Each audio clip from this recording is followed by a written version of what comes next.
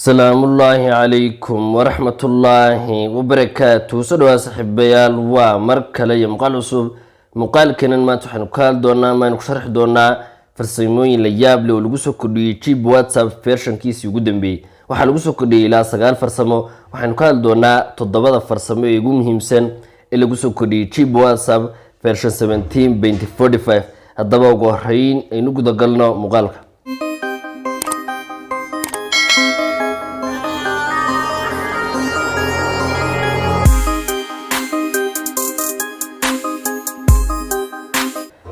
marka ugu horeysa hadaba si aad u hesho dhammaan farsamooyinka lagu soo kordhiyay Chip WhatsApp 2017.45 waa inaad marka ugu horeysa update garaysataa Chip WhatsApp-kaaga. haddii aad garaneyn qaabka loo update garaysto waxaa jira muuqaal hore oo ka sameeyay sida loo update garaysto Chip WhatsApp. marka update garaysto waxaan ku tusi doonaa farsamooyinka lagu soo kordhiyay iyo sidoo kale ciladihii la xaliyay Chip WhatsApp version 17.45.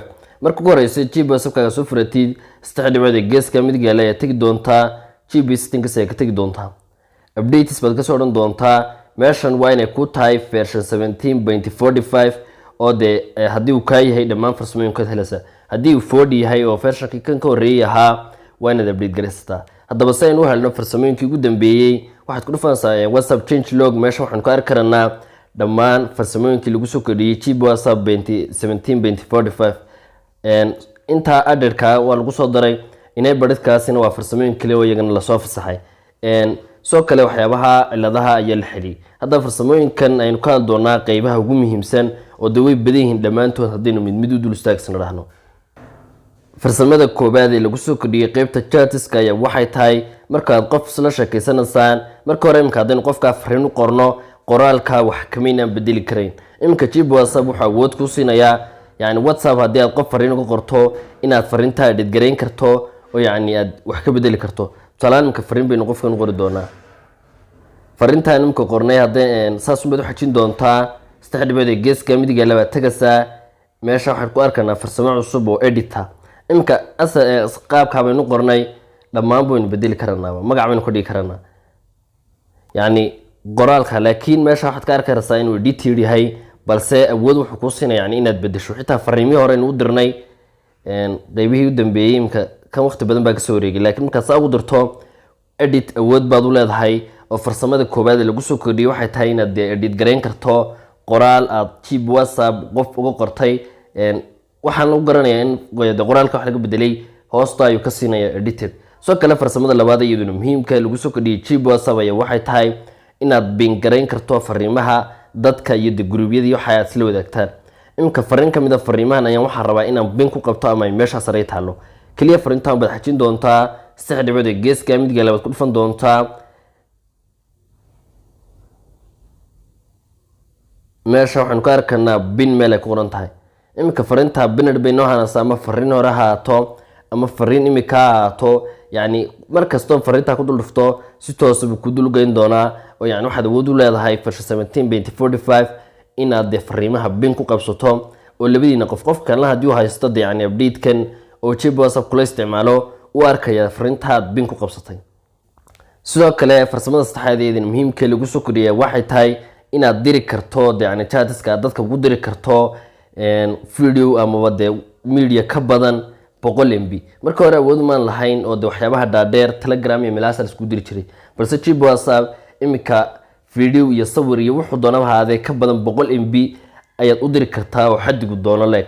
farsamada afraad iyaduna muhiimka lagu soo kordhiyay Chip WhatsApp ayaa waxay tahay in gruubyada iyo chatiska dadka caadiga inaad loo ku qabsan karto. marka hore awood uma lahayn loogu ma hayn fariimaha loo garaynano waa in gebi ahaanba chatka ama qofka iyo groupkaaba aynu loo garaynano log markaynu ku xidhanno meesha sare waynu oli doonaa.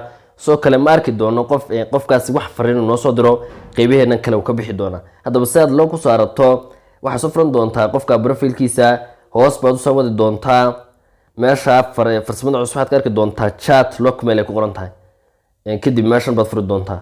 logga wuxuu kuu qasbayaa inaad fingerprint ku xidhato oo imka san ku arkano meeshan buu inoogu xidhaya meeshan dhamaanba kama arkano imka local chatski halka ara sare uma ku arki karana qofkaasi wax notification nagama soo gali doonaan groupka kaliya markaan rabnay inaan ka soo furanana markaan rabnay inaan galno waxa qasab inaan fingerprint ku galno. qof kasta local chat iska ma gali karo yani qofka kuu qarsoon adiga unbaa fingerprintkaaga ku gelaya.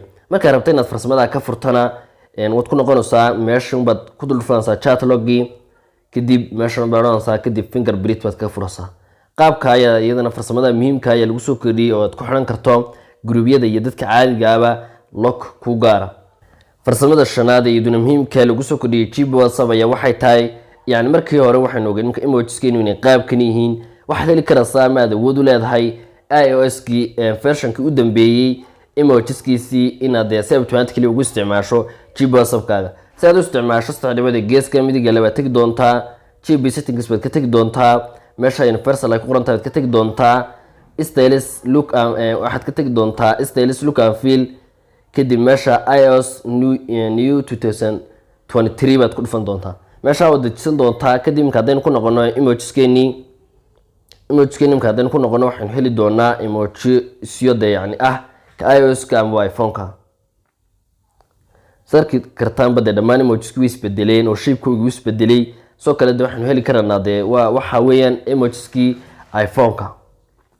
farsamada kale iyaduna muhiimka lagu soo kordhiyay Gboa WhatsApp waxay tahay waxaad awood u leedahay in media yani fiidiyoyada, codadka, sawirada iyo waxyaabaha inaad kaydin karto ama haddii ay kaa bixin aad soo celin karto. marka hore kaliya waxaan u dhahayn daatada chatiska ama qoraaladii waxyaabaha inaynu backup nadahno, soo kale aan restore nadahno, balse media baad markaa awood u leedahay.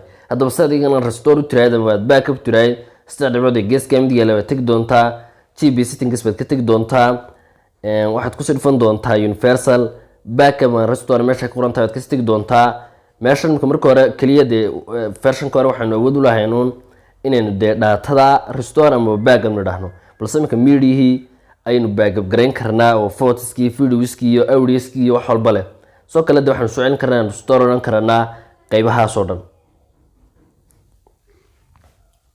farsamada ugu dambaysa ee muhiimka ee lagu soo kordhiyay Gboa WhatsApp version 17.45 ayaa iyaduna waxay tahay yani marka hore Gboa WhatsApp awood uma inaan lahayn in haddii Gboa WhatsApp aan rabnay inaynu mobile cusub ka samaysano inaynu fariimihii hore helno. imka Gboa WhatsApp haddaad haysto version-kani waxa uu awood ku siinayaa yani mobile kale intaad WhatsApp-ka kasoo samaysatid in haddana fariimihii hore iyagoo si automatically kugu jira aad kaa kale ku wareejisan karto. si aad u wareejisto saddexdaba geeska midiga labaad tagi doontaa, settingska caadiga baad ka tagi doontaa, meesha waxaad ka tagi doontaa ay ku qoran tahay chats, meesha farsamo cusub aad ku arkayso ay ku qoran tahay transfer chats, meesha baad start oran doontaa, qof kale baad scan ka soo qaadan doontaa WhatsApp-kaagii hore yani fariimihii ku kaydsanaayeen dhammaanba fariimihiina qaab automatically ayuu kugu soo wareejin doonaa.